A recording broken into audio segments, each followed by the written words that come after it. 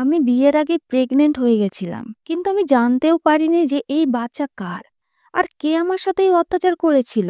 আমি বাড়িতে শুধু আমার মায়ের সাথেই থাকতাম, তাই লজ্জার হাত থেকে বাঁচতে তাকে নিয়ে শহরে চলে এলাম। এরপর আমার বাচ্চা জন্ম হলে নার্স যখন আমাকে বাচ্চা দেখালো, তখন ওই বাচ্চাকে দেখে আমার চিৎকার বেরিয়ে গেছিল, কেননা ওই বাচ্চা তো আমার। 15 দিন পরেই আমার বিয়ে, আর আমি বিয়ের বাজার করতে আমার মায়ের সাথে বাজারে কয়েকবার ঘোরাফেরা করেছি। গত 1 মাস থেকে বাজারে ঘোরাফেরা করতে করতে ক্লান্ত হয়ে গেছিলাম, কিন্তু হয়তো আমি আজকে ক্লান্তিতে চুর হয়ে গেছিলাম, বা হয়তো খুব বেশি রোদের কারণে আমার মাথা ঘুরছিল। আমার খুব অস্বস্তি শুরু হলে আমি আমার মাকে বললাম, আমার শরীর খুব খারাপ লাগছে, সঙ্গে মাথাও ঘুরছে। এরপরে যখন আমার শরীর বেশি খারাপ হতে লাগলো, তখন আমার মা আমাকে ডক্টরের কাছে নিয়ে গেল। মা ভেবেছিল হয়তো গরমের কারণে আমার মাথা ঘুরছে, তাই আমার শরীর খারাপ লাগছে। ডক্টর আমার চেক আপ করলো আর আমাকে কিছু টেস্ট লিখে দিল, কিন্তু যখন রিপোর্ট আমার সামনে এলো, তখন আমার মাথা আরো ঘুরতে লাগলো। আমার মনে হয়েছিল হয়তো ডক্টরের কোনো ভুল হয়েছে, না হলে এই রিপোর্টই ভুল। একই অবস্থা আমার মায়েরও ছিল, কিন্তু তবুও সে চোখ বড় বড় করে আমাকে দেখছিল।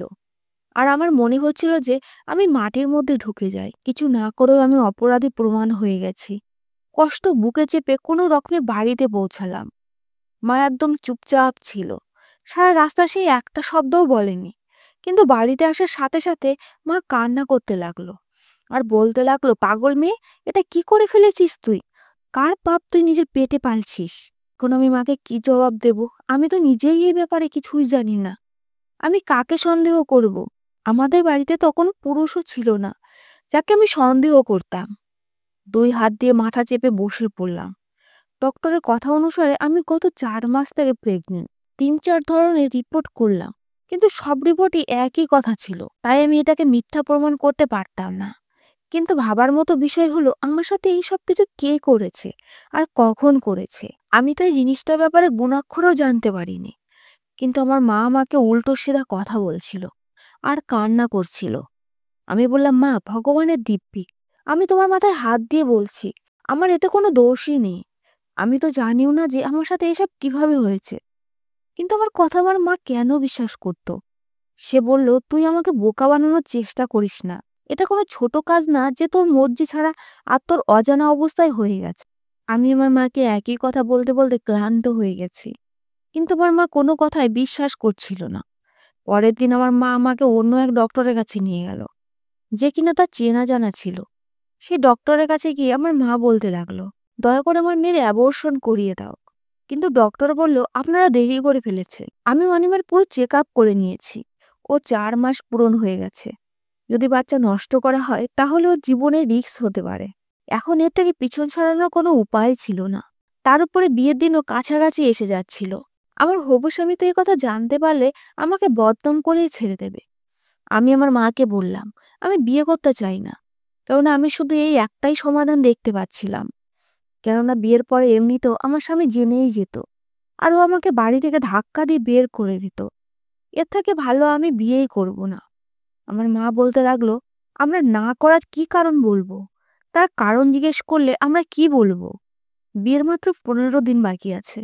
এত কম সময়ে আমরা হঠাৎ করে বিয়ে না করতে পারি না। যদি করতে হয় তাহলে আমাদের কাছে কোনো গভীর কারণ থাকা উচিত। আমরা লোকদের প্রশ্নের কি জবাব দেব? আমি কিছুই বুঝতে পারছিলাম না যে এই সমস্যার সমাধান কিভাবে বের করব। আমার সাথে কেই অত্যাচার করেছিল, আমি সেটা জানতামও না। তাই নিজেকে এই বদনামের হাত থেকে বাঁচাতে রাতের বেলা নিজের সমস্ত জিনিসপত্র গুছিয়ে অন্য শহরে কলকাতায় চলে যাই। এখানে না তো কেউ আমাকে চিনতো, আর না তো আমার মাকে। যদিও আমার মা বলেছিল যে আমি বাড়িঘর ছেড়ে কোথাও যাব না, কিন্তু আমার জেদের কারণে তাকে মেনে নিতেই হয়। আর আমরা কলকাতাতে চলে আসি। আমি পড়াশোনায় ভালোই ছিলাম, আর আমি চাকরিও করতাম। তাই এখানে একটা ভালো কোম্পানিতে চাকরি জুটিয়ে নিলাম। যে ছেলের সাথে আমার বিয়ে হতে যাচ্ছিল, সেই ছেলেও আমার অফিসেই চাকরি করত। ও আমাকে অফিসেই দেখে আমাকে পছন্দ করে আর আমাকে প্রপোজও করে। মা ছাড়া আমার এই দুনিয়াতে আর কেউই ছিল না। যখন আমি মাকে নীলের ব্যাপারে বললাম, তখন তারও এই সম্বন্ধের কোনো আপত্তি ছিল না, কেননা ওর মধ্যে এবং ওর পরিবারে কোনো খারাপ ছিল না। আমার মা খুশি মনে সম্বন্ধের জন্য হ্যাঁ করে দিয়েছিল। আর সবচেয়ে বড় ব্যাপার হলো, আমিও নীলকে পছন্দ করতাম। এইভাবে ওর সাথে আমার বিয়ে ঠিক হয়ে গেল। আমি এটা বলছি না যে নীলের সাথে আমার কোনো পাগলের মতো ভালোবাসা ছিল, কিন্তু ও ভালো আর খুব বুদ্ধিমান টাইপের ছেলে। আর মানুষ হিসাবে খুবই সৎ ছিল। আমার জীবনে সবকিছু ঠিকঠাক চলছিল। কিন্তু এখন এসব চিন্তা করে আমি পাগল হতে লাগলাম যে কে আমার সাথে এই অত্যাচার করেছে সেটা আমি জানতেও পারিনি। আমি আমার আগের জীবনে চিন্তা করে পাগল হয়ে যাচ্ছিলাম। কিন্তু আমার কেটে যাওয়া অতীতে এরকম কিছুই ছিল না যে আমি কারো উপর সন্দেহ করতাম। রাতের বেলা আমি আর আমার মা চলে এসেছিলাম। সেই কারণে দ্বিতীয় দিন নীলের ফোন এসেছিল। হয়তো ও আমার বাড়ি থেকে গায়েব হওয়ার কারণ জানতে চাইতো, কিন্তু এই ব্যাপারে আমি কি বলতাম যেটা আমি নিজেই জানি না। আমি শুধু এটাই জানতাম যে ও কখনোই আমাকে এভাবে স্বীকার করবে না। তাই আমি আমার নম্বর চেঞ্জ করে নিলাম আর পুরো সিম মোবাইল থেকে বের করে ভেঙে ফেলে দিলাম। আমি খুব বাজেভাবে কান্না করছিলাম। আমার সুন্দর স্বপ্নের জীবন দুঃখের বাদল ছেয়ে গিয়েছে, যেটা সারা নামই নিচ্ছে না।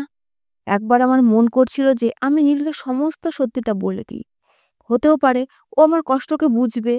কিন্তু তারপরেও আমি আবার চুপ হয়ে গেলাম, কেননা আমি নীলের নেচার খুব ভালোভাবেই জানতাম।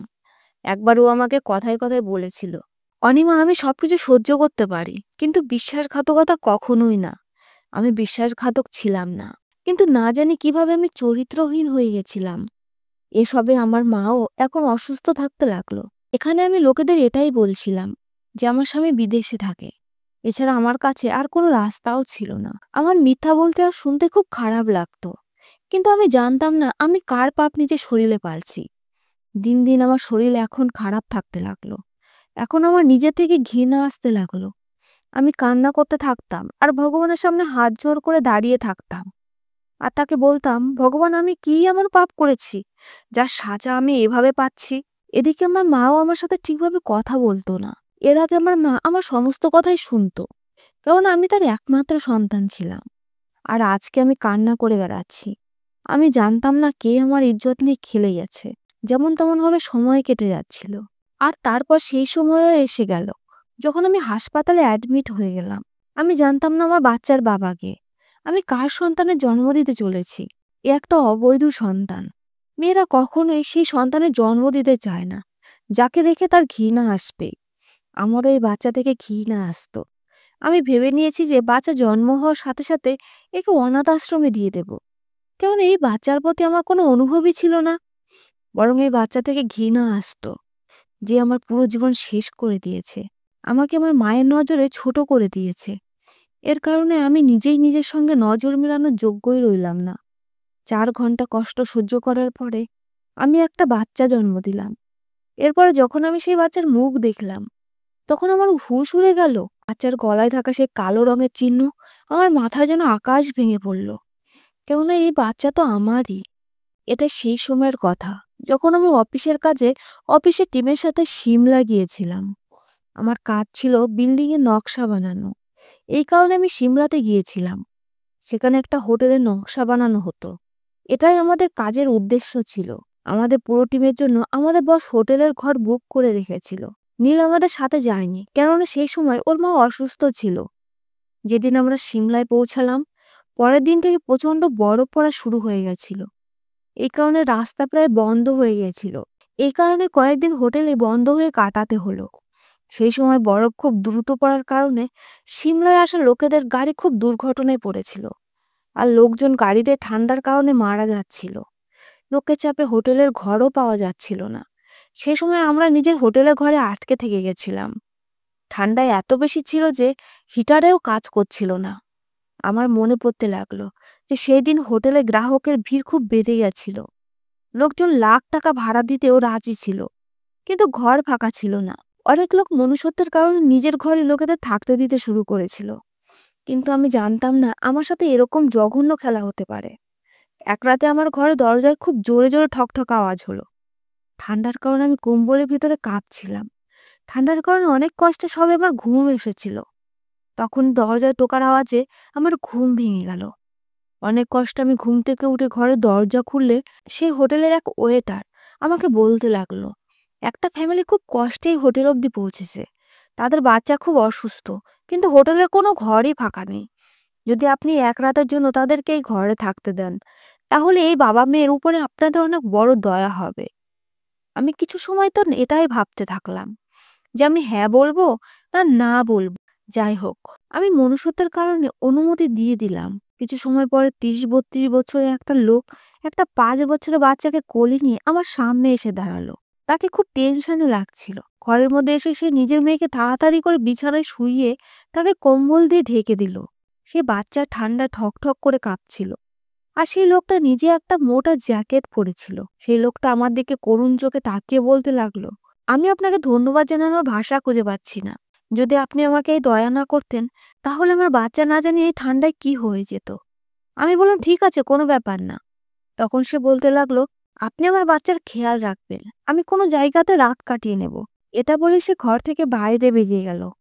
আমি তার মেয়েকে কম্বল দিয়ে খুব ভালোভাবে ঢেকে দিলাম। আর নিজেও কম্বলের মধ্যে ঢুকে পড়লাম। সে বাচ্চাটাও অজ্ঞানের মতো অবস্থা ছিল। আর আমিও ঠান্ডায় কাঁপছিলাম। তাই আমি সেই বাচ্চা মেয়েটাকে নিজের কোলে নিয়ে নিলাম। সারারাত এক নাগাড়ে বরফ পড়েছিল। আর সকালে এই একই ঘটনা চলছিল। ফলে ঠান্ডা এত বেড়ে গেছিল যে নলের জলে জমতে শুরু করে দিয়েছিল। সে বাচ্চাটা যখন জেগে উঠল তখন আমাকে নিজের কাছে দেখে কিছুটা ঘাবড়ে গেছিল।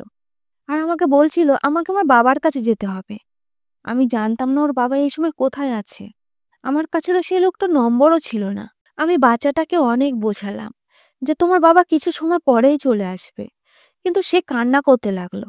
আমি ঘর থেকে বাইরে বেরিয়ে এদিক ওদিক দেখলাম যাতে ওর বাবাকে ডাকতে পারি, কিন্তু বারান্দা একদমই খালি ছিল। আমি অনেক কষ্টে সেই বাচ্চাকে চুপ করালাম। এরপরে এক ওয়েটারকে বলে নাস্তা আনালাম, কিন্তু ওর বাবা তখনও ফিরে আসেনি। সকাল থেকে দুপুর হয়ে গেছিল, কিন্তু ওই বাচ্চার বাবার কোনো খবরই ছিল না। আমি হোটেলের ম্যানেজারের সঙ্গে কথা বলে জানলাম যে সারাত সে এই হোটেলের লবিতে রাখা সোফায় শুয়েছিল, কিন্তু সকালে কোথায় গিয়েছে সেটা সে জানে না। আমি চিন্তায় পড়ে গেছিলাম যে এই বাচ্চাটাকে কিভাবে আমি সামলাবো। অনেক কষ্টে আমি ওকে দুপুরে খাবার খাওয়ালাম। তারপরে ওর কাছে ওর ফ্যামিলির ব্যাপারে জিজ্ঞেস করতে লাগলাম। তখনও বলতে লাগলো যে আমার মা আমাকে ছেড়ে ভগবানের কাছে চলে গেছে। আমি আমার বাবার সাথে দিল্লিতে থাকি। আর আমি সিমলায় আসার জেদ করেছিলাম। আমার বাবা আমাকে খুব ভালোবাসে। সে আমার কোনো কথাতেই না করে না। এই কারণে বাবা আমাকে নিয়ে সিমলায় এসেছে। কিন্তু বরফের কারণে আমাদের গাড়ি ফেঁসে যায়। অনেক কষ্টে বাবা আমাকে কোলে নিয়ে পায়ে হেঁটে চলতে শুরু করে। ঠান্ডার কারণে আমি অজ্ঞান হয়ে পড়ি। আর যখন আমার হুঁশ এলো তখন আমি এখানে আপনার কাছে। আমি হোটেলের স্টাফদের কাছে অনেকবার জিজ্ঞাসা করলাম, কিন্তু তারা কিছুই বলতে পারল না। সন্ধ্যার সময় সেই লোকটা ফিরে এসেছিল। তাকে দেখে রাগে আমার অবস্থা খারাপ হয়ে গেছিল। মেয়েটি নিজের বাবাকে দেখে খুশিতে লাফিয়ে উঠেছিল আর দৌড়ে নিজের বাবার গলা জড়িয়ে ধরে কান্না করতে লাগলো। আমি ওই লোকটাকে কথা শোনালাম। আমি তাকে বললাম, আপনার ভিতরে একটু দায়িত্ববোধ নেই? আপনার মেয়ের পুরো দিন কান্না করে অবস্থা খারাপ হয়ে গেছে, আর আপনি হোটেলে থেকে গায়েব ছিলেন। আমার কথা শুনে সে লজ্জিত হয়ে মাথা নিচু করে বলল, ক্ষমা চাইছি, কিন্তু সকালেই আমি জানতে পারি যে রাতে বরফের তুফানে অনেক গাড়ি বরফের নিচে ঢেকে গেছে, আর রক্ষাকারী টিমের তরফ থেকে লোকজনকে সাহায্যের জন্য ডাকা হচ্ছিল। এ কারণে আমি সেখানে চলে গেছিলাম। অনেক মানুষ মারা গিয়েছে, কিন্তু অনেক লোকের জীবন আমাদের সাহায্যে বাঁচানো গেছে। এটা শুনে আমার রাগ ঠান্ডা হয়ে গেছিল, কেননা সে লোকটা একটা ভালো কাজে গিয়েছিল। সে লোকেদের জীবন বাঁচানোর কাজ করছিল, আর আমি না বুঝে তার উপর এত রাগ দেখিয়ে বসেছি। সে আমাকে বলতে লাগলো, আজকে রাতে এরকমই ঝড়ের ভবিষ্যৎবাণী করা হয়েছে। কালকে সকাল হয়তো পরিষ্কার হতে পারে। রাস্তা পরিষ্কার হলে আমি তাড়াতাড়ি করে ফিরে যাব। আপনাকে আমার কারণে অনেক কষ্ট করতে হয়েছে। সে নিজেই সাপাই দিতে লাগলে আমি বললাম, ঠিক আছে, কোনো ব্যাপার না। আপনি যেটা করেছেন মানুষের বাঁচানোর জন্য করেছেন। আর এই বিপদের সময় যদি আমরা একে অপরের সাথ না দিই, তাহলে কি লাভ এই মনুষ্যত্বের? আমার কথা শুনে সে অনেকটা রিল্যাক্স হয়ে গেল। সন্ধ্যা অবধি সে আমার ঘরে থাকলো আর আমার কাছে আমার ব্যাপারে জিজ্ঞেস করলো। নিজের ব্যাপারেও বলতে থাকলো। সে বলেছিল আমার লাভ ম্যারেজ হয়েছিল, আর আমার মেয়ের জন্মের পরে আমার বউ অসুস্থ থাকতে শুরু করে। আমার মেয়ে যখন 2 বছরের তখন আমার বউ আমাকে আর আমার মেয়েকে এই দুনিয়াতে একলা ছেড়ে চলে যায়। ওর চলে যাওয়ার পরে আমি আর আমার জীবনে কাউকে যুক্ত করতে পারি, কারণ আমার ভয় ছিল অন্য কেউ এলে সে আমার মেয়ের সাথে সৎ মায়ের মতো আচরণ করবে। সন্ধ্যা হতে সে লোকটা আবার ঘর থেকে বাইরে চলে গেল। ওদিকে ফোনের সিগন্যাল খুব কম আসছিল। আমি ফোনের দিকে নজর দিয়ে দেখলাম কিছু মেসেজ এসেছে। আমি কেমন আছি নীল সেটা জিজ্ঞেস করেছিল, আর আমার কারণে খুব টেনশনে ছিল, কেননা সিমলার অবস্থার ব্যাপারে ও জানতে পেরেছিল। আমার মাও খুব টেনশনে ছিল, কিন্তু ফোনের সিগন্যাল কম থাকায় কথা আমরা খুব কম বলতে পারছিলাম। আমার সবচেয়ে বেশি চিন্তা আমার মাকে নিয়েছিল। সে আমার কারণে খুব টেনশনে ছিল। সে বাচ্চা অনেকক্ষণ আগে ঘুমিয়ে গেছে। আমি জানালা থেকে পর্দা সরালাম, যাতে ফোনের সিগন্যাল কিছুটা এসে গেলে আমি মাকে আমার ব্যাপারে বলতে পারি। কিন্তু ফোনে সিগন্যাল না থাকার মতো ছিল। এ সময় হালকা হালকা বরফ পড়া শুরু হয়ে গেছিল। আমি সামনের দিকে তাকিয়ে দেখলাম কিছুটা দূরে লোকজন নিজের নিজের মোবাইলে কথা বলছে। আমি ভাবলাম হতে পারে সেখানে সিগন্যাল ভালো আছে। তাই আমিও সেখানে গিয়ে মায়ের সাথে কথা বলে নিজের অবস্থার ব্যাপারে জানাই। তাহলে কমপক্ষে মা রাতের বেলা শান্তিতে ঘুমাতে পারবে। কেননা সে আমার কারণে খুব টেনশনে ছিল, আর টেনশনে তার বিপি বেড়ে যায়। সে তো আমাকে এখানে পাঠাতেই চাইছিল না, কিন্তু আমি আমার চাকরি হারাতে চাইতাম না। তাই বস যখন এই কাজ দিয়েছে তখন তো করতেই হবে। আমি ৩ দিনের জন্য এখানে এসেছিলাম, কিন্তু বরফ পড়ার কারণে আমি ফেঁসে গেছি। আমি আমার চাদর উঠিয়ে গায়ে দিয়ে ঘর থেকে বেরিয়ে গেলাম। সেই সময় রাত ৯টা বাজছিল। হোটেলের নিস্তব্ধতা বিরাজ করছিল। ঠান্ডার কারণে সবাই নিজের ঘরে চুপচাপ বসেছিল। আমি হোটেলের বারান্দায় বিছানো বিছানা দেখছিলাম। অনেক লোক সেখানে ঘুমানোর জন্য বাধ্য হয়েছিল। আমি সেই বাচ্চার বাবাকে কোনাতে শুয়ে থাকতে দেখলাম। আমি ব্যাস একটা নজর তার উপরে দিয়েছিলাম, আর সেখান থেকে বেরিয়ে গেছিলাম। আমার নিজের মাকে সান্ত্বনা দেওয়ার ছিল। আমি যেখান থেকে এখানে এসেছিলাম সেখানে এত বেশি ঠান্ডা ছিল না, তাই আমি এত ঠান্ডা সহ্য করার অভ্যস্ত ছিলাম না। মোটা জ্যাকেট আর চাদর পরেও আমার ঠান্ডা লাগছিল। যাই হোক, আমি মোবাইল বের করলাম, কিন্তু সিগন্যাল এখানেও খুব কম ছিল। সামনে অনেকটা দূরে কিছু লোক মোবাইলে কথা বলছিল। আমিও সেদিকে যেতে লাগলাম, আর বারবার মোবাইল দেখছিলাম যাতে সিগন্যাল পেয়ে গেলেই আমি আমার মায়ের সঙ্গে কথা বলে ফিরে আসব। আমি খুব কষ্টে বরফের মধ্যে দিয়ে হাঁটতে পারছিলাম। কিছুক্ষণ পরে সেখানে পৌঁছে মায়ের নম্বরে ফোন লাগালাম। সেই সময় ঠান্ডার কারণে আমি কাঁপছিলাম। মা ফোন উঠালো আর বলতে লাগলো। ওখানকার খবর শুনে আমি খুব ভেঙে পড়েছি। আমি আমার মায়ের সঙ্গে কথা বলছিলাম। সেই সময় হঠাৎ বরফ পড়া শুরু হয়ে গেল। আমার এরকম মনে হয়েছিল যে বরফের গোলা আমার মাথার উপর পড়তে শুরু হয়েছে। তাই আমি আমার মাকে বললাম, মা ঠিক আছে, আমি আমার ঘরের দিকে যাচ্ছি। কেননা খুব বরফ পড়তে শুরু করেছে। আমি তাড়াতাড়ি ফোন কেটে দ্রুত পায়ে হোটেলের দিকে আগাতে শুরু করলাম। কিন্তু বরফের কারণে আমার হাত পা বাজেভাবে কাঁপতে লাগলো। বরফের কারণে এখন আমার হাঁটাচলাও কষ্ট হচ্ছিল। আমার এরকম মনে হচ্ছিল যেন আমার শরীরে রক্ত জমে গেছে। আমার হাত পা অবশ হয়ে গেছে। এখন তো আমি শ্বাসও ঠিকভাবে নিতে পারছিলাম না। আমি যত তাড়াতাড়ি সম্ভব নিজের ঘরে পৌঁছে যেতে চাইতাম, কিন্তু এক জায়গায় গিয়ে আমার পা ধসে ঢুকে গেল। আমি নিজেকে বের করার চেষ্টা করছিলাম, কিন্তু আমার পা বের হচ্ছিল না। তারপর আমি সেখানে পড়ে গেলাম, আর এরকম মনে হচ্ছিল যে ঠান্ডার কারণে এখন আমার হাত পা কাজ করা বন্ধ করে দিয়েছে। আমি নিজেকে সেই বরফ থেকে বের করার চেষ্টা করছিলাম, কিন্তু এরকম মনে হচ্ছিল যেন আমার হাত পায়ে কোনো শক্তিই বেঁচে নেই। এখন আমার ঠান্ডা সহ্য হচ্ছিল না, আর আমি ওঠার চেষ্টা করছিলাম, কিন্তু অসফল ছিলাম। এখন আমি আমার জীবন থেকে হাত ধুয়ে বসবো। ফোনে যারা কথা বলছিল সবাই নিজের নিজের ঠিকানার দিকে যেতে শুরু করে দিয়েছিল। এখন আশেপাশে কাউকে দেখা যাচ্ছিল না। শুধু আমি সেখানে একলা বরফের মধ্যে ফেসেছিলাম। আমার মনে হয়েছিল আমার জীবন এখানেই শেষ। আমার চোখ বন্ধ হয়ে আসছিল। আর কিছু সময় পরেই আমার হুঁশ হারিয়ে গেল। এরপর যখন আমার হুঁশ ফিরে এলো, তখন আমার পুরো শরীর আগুনের মতো গরম হয়েছিল, আর আমার পুরো শরীরে ব্যথা হচ্ছিল। ব্যথার কারণে আমি কাতরাচ্ছিলাম। অনেক কষ্টে চোখ খুলে নিজেকে হোটেলের রুমে পেলাম, আর দেখলাম সেই বাচ্চা মেয়েটা আমার পাশে বসে আমার হাতে হাত ঘষছে, আর ওর বাবা মাথা নিচু করে বসে আছে। আমার তো মনে হয়েছিল আমি মরে গেছি। আমাকে কে বাঁচিয়েছে, আর আমি এখানে কিভাবে পৌঁছেছি? আমি যখন ওঠার চেষ্টা করলাম, তখন সেই বাচ্চাটা তার বাবাকে ডেকে বলতে লাগলো, বাবা, আন্টির জ্ঞান ফিরে এসেছে। এই কথা শুনে সে লোকটা চমকে উঠেছিল। সে হয়তো গভীর চিন্তায় ডুবেছিল। এরপর সে উঠে আমার কাছে এলো, আর আমি কেমন আছি জিজ্ঞেস করলো, আর বলল, আমি আপনাকে বাইরে যেতে দেখেছিলাম। আমার মনে হয়েছিল আপনার হয়তো বাইরে কোনো কাজ আছে, তাই আপনি বাইরে যাচ্ছে। কিন্তু অনেকক্ষণ পরে যখন আপনি ফিরে আসেননি, তখন আমার চিন্তা হচ্ছিল। এই কারণে আমি আপনাকে খুঁজতে বাইরে গেছিলাম। কিন্তু কিছু দূর যাওয়ার পরেই বরফের মধ্যে আপনাকে অজ্ঞান হয়ে পড়ে থাকতে দেখে আপনাকে উঠিয়ে ঘরের মধ্যে নিয়ে আসি।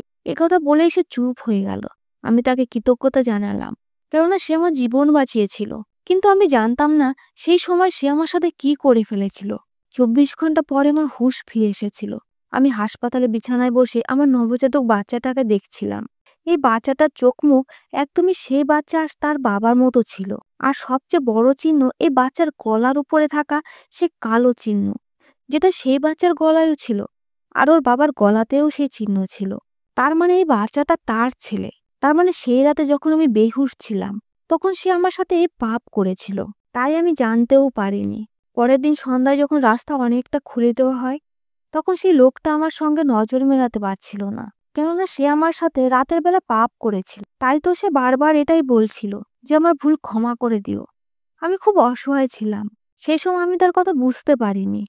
আমার মনে হয়েছিল হয়তো সে আমার জীবনে বাঁচানোর জন্য আমাকে বরফ থেকে উঠিয়ে ঘরে নিয়ে এসেছে। সে কারণে এই কথা বলছে। এরপরে সে নিজের মেয়েকে নিয়ে ফিরে চলে গেছিল। আর আমিও কিছুক্ষণ পরে ফিরে এসেছিলাম। কারণ বরফ পড়ার কারণে প্রজেক্ট বন্ধ করে দেওয়া হয়েছিল। ফিরে আসার পরে নীল বিয়ে তাড়াহুড়ো শুরু করে দিল। ৪ মাস কিভাবে পার হয়ে গেছিল আমি বুঝতেই পারিনি। এখন ওই বাচ্চাটাকে দেখে আমার সবকিছু মনে পড়ে গেল।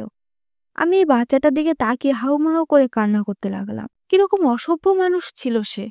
আমি তাকে আশ্রয় দিয়েছিলাম, তার মেয়েকে সামলেছিলাম। আর সে আমার অজ্ঞান হওয়ার অবৈধ ফায়দা উঠিয়েছে। এর থেকে তো ভালো ছিল সে আমাকে মরতে দিত। কেননা যে জীবন সে আমাকে দিয়েছিল, সেটা আমার কাছে মৃত্যুর থেকেও খারাপ ছিল। হাসপাতাল থেকে বাড়িতে এসে আমি আমার মাকে সমস্ত সত্যিটা বলে দিলাম। আমি জানতাম না সেই লোকটা কে এবং কোথায় থাকে। এমনকি আমি তো তার নামও জানতাম না, যার বাচ্চার মা আমি হয়ে গেছি। এখন আমি আমার জীবনের সাথে সমঝোতা করে নিয়েছি। আমার বাচ্চা কয়েক মাস হলে আমি ওকে আমার মায়ের দায়িত্বে রেখে নিজের চাকরি করতে লাগলাম। আমি তাকে অনাথ আশ্রমে দিতে পারিনি। যাই হোক না কেন, ৯ মাস অবধি আমি ওকে নিজের পেটে পেলেছি। আর মৃত্যুকে ছুঁয়ে বাচ্চাটাকে জন্ম দিয়েছি। ওর শরীরে আমারও রক্ত ছিল। তাই আমি ওকে নিজের থেকে আলাদা করতে পারিনি। কিন্তু সংসার চালানোর প্রয়োজনে আমি ওকে মায়ের দায়িত্ব দিয়ে নিজে চাকরি করতে বেরিয়ে পড়তাম। আমি জানতাম না যে ভাগ্য আবার আমার সেই লোকের সামনে এনে দাঁড় করিয়ে দেবে। একদিন অফিস থেকে বাড়িতে এসে সেই লোকটাকে আমার মায়ের সাথে বসে কথা বলতে দেখে আমি হতবাক হয়ে গেলাম। তার সাথে তার মেয়েও ছিল। তাকে কেমন ছন্নছাড়া মনে হচ্ছিল। তার দাড়িও বড় বড় হয়ে গেছে। আমাকে দেখে সে দাঁড়িয়ে গেল আর কোনো অপরাধীর মতো মাথা নিচু করে নিল। আমি তাকে দেখে কিছু বলতাম তার আগে তার মেয়ে দৌড়ে এসে আমাকে জড়িয়ে ধরলো আর বলতে লাগলো, আমি তোমাকে খুব মিস করেছি আন্টি, আর বাবাও তোমাকে অনেক খুঁজেছে, কিন্তু তুমি না জানি কোথায় হারিয়ে গিয়েছিলে। আমি ওই বাচ্চাটাকে কোনো জবাব দিতে পারিনি। মা আমার কাছে এলো আর বলতে লাগলো, এই লোকটা নিজের ভুলে অনুভব হয়ে গেছে। এ আমাদেরকে খোঁজার জন্য অনেকদিন এদিক থেকে ওদিক দৌড়ে বেরিয়েছে। এখন আমাদেরকে খুঁজে পেয়ে তোর কাছে ক্ষমা চাইতে চায় আর তোকে বিয়েও করতে চায়। এ কথা শুনে আমি একটা ঘৃণা চোখে তার দিকে তাকালাম। আর সে মাথা নিচু করে কোনো অপরাধের মতো আমার সামনে দাঁড়িয়ে রইল। আমি তোমার কি ক্ষতি করেছিলাম যে আমার জীবন বরবাদ করে এখন তোমার নিজের ভুলের অনুভব হয়েছে?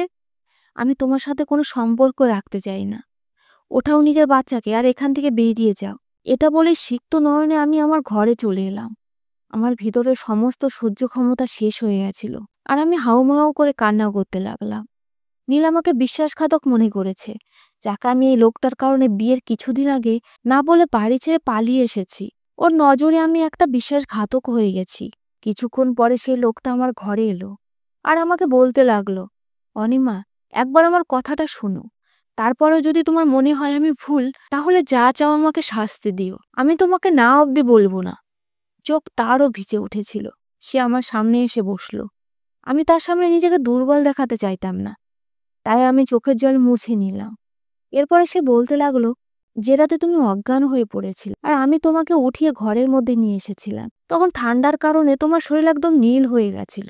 আমার কাছে তোমার জীবন বাঁচানোর একটাই রাস্তা ছিল, না হলে তুমি মরে যেতে। আমি তোমাকে চোখের সামনে এভাবে মরতে দেখতে পারছিলাম না, কেননা তুমি আমার মেয়ের জীবন বাঁচিয়ে আমার অনেক বড় উপকার করেছিলে।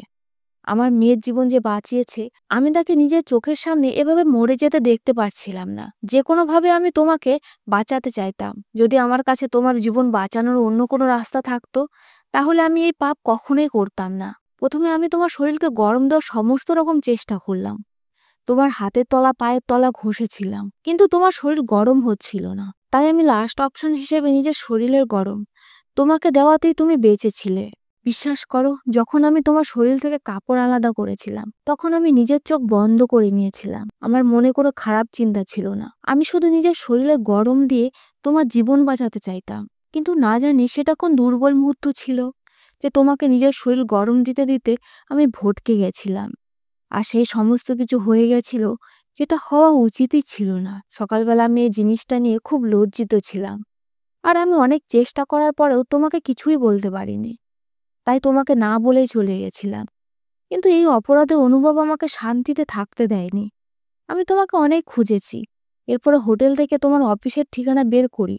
আর তোমাকে অফিস থেকে তোমার বাড়ির অ্যাড্রেস বের করে যখন তোমাদের বাড়িতে গেলাম, তখন জানতে পারলাম তোমার বিয়ে হয়ে যাচ্ছে। আমি ভেবেছিলাম তুমি বিয়ে করে খুশিতে জীবন কাটাবে। তাই তোমাকে সত্যিটা বলে ডিস্টার্ব করতে চাইতাম না। এই কারণে আমি ফিরে চলে গেছিলাম। কিন্তু কিছুদিন আগে আমি আমার বন্ধুর সাথে তোমার ছবি দেখি। এরপর তার কাছ থেকে জানতে পারি যে তোমার ছেলে হয়েছে আর তোমার স্বামী বিদেশে থাকে। বন্ধুর কাছ থেকে এটা শুনে আমার হৃদয় শান্তি পেয়েছিল যে তুমি খুশিতে নিজের জীবন কাটাচ্ছ। তারপরে আমি অনুশোচনা দগ্ধ হয়ে আমার অপরাধের ক্ষমা চাইতে এখানে এসেছিলাম। কিন্তু তোমার মায়ের কাছে সত্যিটা জেনে আমার খুব দুঃখ হচ্ছিল যে আমার কারণে তোমার এত কষ্টের সামনে পড়তে হয়েছে। আমাকে ক্ষমা করে দাও আর আমাকে বিয়ে করে নাও। আমি আমার বাকি জীবন নিজের অপরাধের দায়িত্ব পূরণ করতে থাকবো। আমাকে এই অপরাধের থেকে ছুটি পাইয়ে দাও অনিমা, যেটা আমাকে বাধ্য হয়ে করতে হয়েছে। সে কান্না করে আমার সামনে হাত জোড় করে নিল। আমি হ্যাঁ করতাম না তো কি করতাম। তাই আমি তার জোর করা হাত ধরে নিলাম আর তাকে ক্ষমা করে দিলাম। এরপরে খুবই সাধারণভাবে আমাদের বিয়ে হয়ে গেল। আর আমি নববধূ হয়ে তার বাড়িতে এসে গেলাম। বিয়ের পরে সে আমাকে এতটা ভালোবাসা দিয়েছিল যে আমি আমার সমস্ত দুঃখ কষ্ট ভুলে গেলাম। এখন আমার খুব সুন্দর একটা পরিবার আছে, যেখানে আমার খুব সুন্দর একটা ছেলে আর একটা মেয়ে আছে। আর অনেক ভালোবাসার স্বামী আছে। বন্ধুরা, যদি তোমাদের এই গল্পটা ভালো লেগে থাকে তাহলে কমেন্ট করে অবশ্যই জানাবে। ধন্যবাদ বন্ধুরা।